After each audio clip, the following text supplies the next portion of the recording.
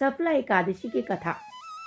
युधिष्ठिर ने पूछा, हे स्वामी, पौष मास के कृष्ण पक्ष में जो एकादशी होती है उसका क्या नाम है और उसकी क्या विधि है और उसमें किस देवता की पूजा की जाती है, कृपा करके मुझे बताइए। तब श्री कृष्ण बोले, राजेंद्र, बड़ी बड़ी दक्षिणा वाले यज्ञों से भी मुझे उतना संतोष नहीं होता जितना एकादशी व्रत के अनुष्ठान से होता है।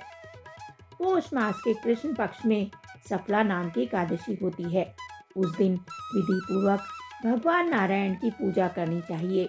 जैसे नागों में शेषनाग, पक्षियों में गरुड़ और देवताओं में श्री विष्णु श्रेष्ठ हैं, उसी प्रकार संपूर्ण व्रतों में एकादशी तिथि श्रेष्ठ है। हे राजन, सफला एकादशी को नाम मंत्रों का उच्चारण करके नारियल के फल, सुपारी, बिजोरा तथा जमीरा, नींबू, अनार, सुंदर आंवला, लौंग, बेर तथा विशेषता आम के फलों और धूप दीप से श्री हरि का पूजन करें। सफला एकादशी को विशेष रूप से दीपदान करने का विधान है। रात को वैष्णव पुरुषों के साथ जागरण करना चाहिए। जागरण करने वाले को जिस फल की प्राप्ति होती है वह हजारों वर्ष तपस्या करने से भी नहीं मिलती। हे नृपश्रेष्ठ, अब सफला एकादशी की शुभ कारणी कथा सुनिए। चंपावती नाम से विख्यात एक पुरी है जो कभी राजा महिष्मत की राजधानी थी। राजश्री महिष्मत के 5 पुत्र थे। उनमें जो श्रेष्ठ था वह सदा पाप कर्म में ही लगा रहता था, पर स्त्रीगामी और वैश्यशक्त था। उसने पिता के धन को पाप कर्म में ही खर्च किया। वह सदा दुराचार परायण तथा वैष्णवों और देवताओं की निंदा किया करता था। अपने पुत्र को ऐसा पापाचारी देकर राजा महिष्मत ने राजकुमारों में उसका नाम लुम्भक रख दिया। फिर पिता और भाइयों ने मिलकर उसे राज्य से बाहर निकाल दिया। लुम्भक गहन वन में चला गया।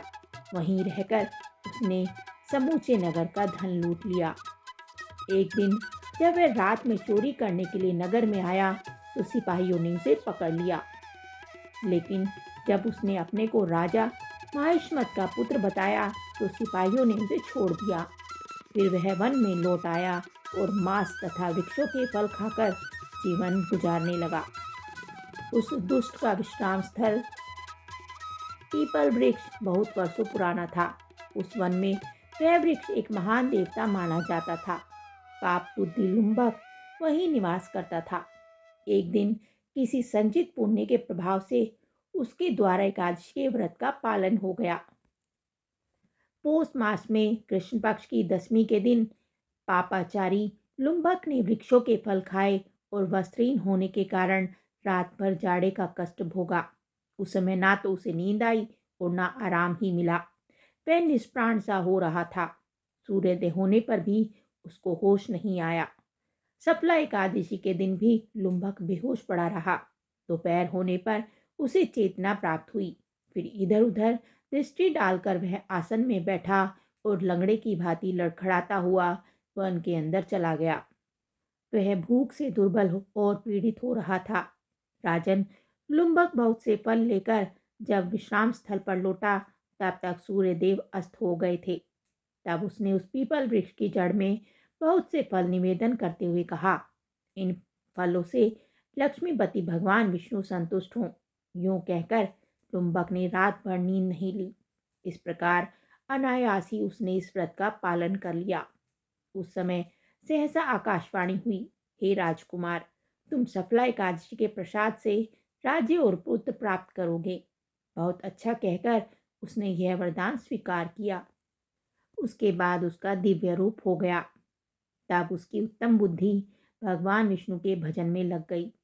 दिव्य आभूषणों से सुशोभित होकर उसने निष्कंटक राज्य प्राप्त किया और 15 वर्षों तक वह उसका संचालन करता रहा। उसको मनोज्ञ नामक पुत्र उत्पन्न हुआ। जब वह बड़ा हुआ तब लुम्भक ने तुरंत ही राज्य की ममता छोड़कर उसे पुत्र को सौंप दिया और वह स्वयं भगवान श्री कृष्ण के पास चला गया, जहाँ जाकर मनुष्य कभी शोक में नहीं पड़ता। हे राजन, इस प्रकार जो सफला एकादशी का उत्तम व्रत करता है वह इस लोक में सुख भोग कर मरने के बाद मोक्ष को प्राप्त होता है। संसार में वे मनुष्य धन्य हैं जो सफला एकादशी के व्रत में लगे रहते हैं। उन्हीं का जन्म सफल है। महाराज, इसकी महिमा को पढ़ने और सुनने तथा उसके अनुसार आचरण करने से मनुष्य राजसूय यज्ञ का फल पाता है। बोलो श्री हरि विष्णु की जय। आपको ये कथा कैसी लगी हमें कमेंट करके ज़रूर बताएं। साथ ही वीडियो को लाइक करें, चैनल को सब्सक्राइब करें। धन्यवाद।